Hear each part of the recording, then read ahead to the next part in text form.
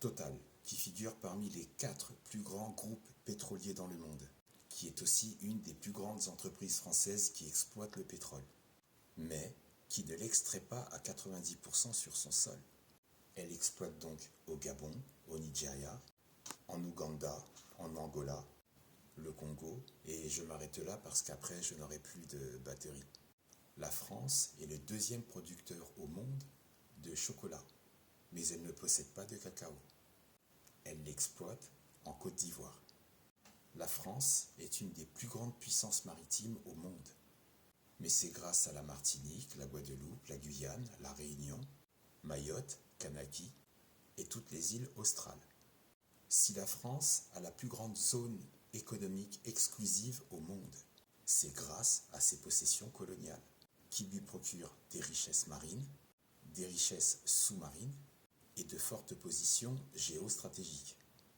En contrepartie, le gouvernement français ne donne aucune aide à ces populations, mais au détriment de ces populations, au regard de ce qu'elles ont sur place, qui enrichissent la métropole et qui, en échange de pseudo-aides sous perfusion, maintient les autochtones dans l'ignorance et l'asservissement, et faire croire que, sans cette poudre aux yeux, les natifs ne sont rien, alors que ces populations détiennent plus de richesses dans leur sol qu'en hexagone. Faire germer l'idée d'indépendance et la contrecarrer en disant « Si vous devenez indépendant, vous serez comme Haïti ». Mais cet argument-là, c'est pour faire peur.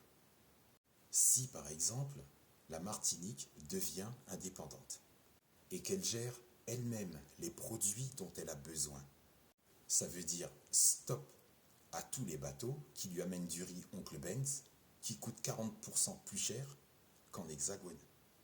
Ça veut dire stop aux bateaux qui lui amènent des pâtes Panzani à 3,29 €, les mêmes que tu peux trouver à 0,99 € en métropole. Ça veut dire aussi stop aux bateaux qui lui amènent du Nutella à 10,89 €, que tu peux trouver en métropole entre 4 et 6,79 €. Ça veut dire encore stop aux bateaux qui lui amènent des bouteilles cristallines ou du cassoulet William Saurin 3 fois, 4 fois plus cher qu'en métropole.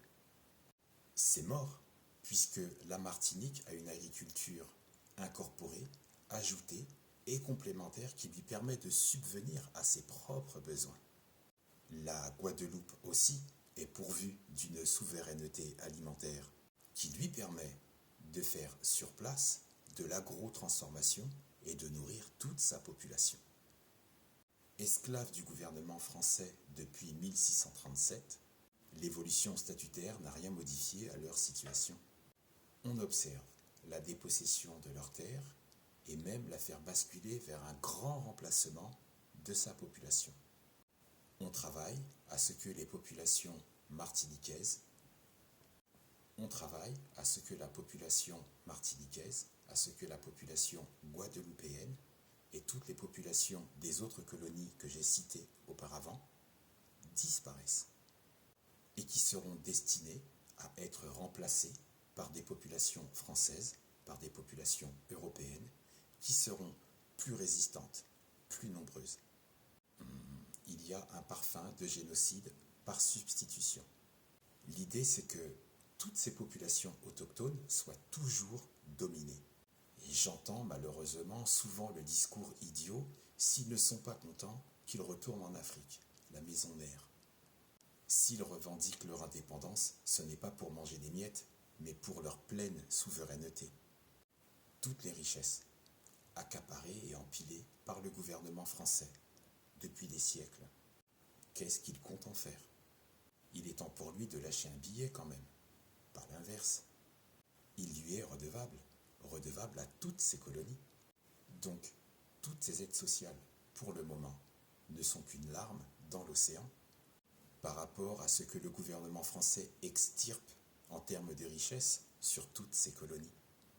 Contrairement à ce qui est véhiculé aux médias de masse, collé au slip de Bolo, Ray, les Martiniquais, les Guadeloupéens et toutes les populations natives de ces colonies ne se battent pas uniquement pour la vie chère.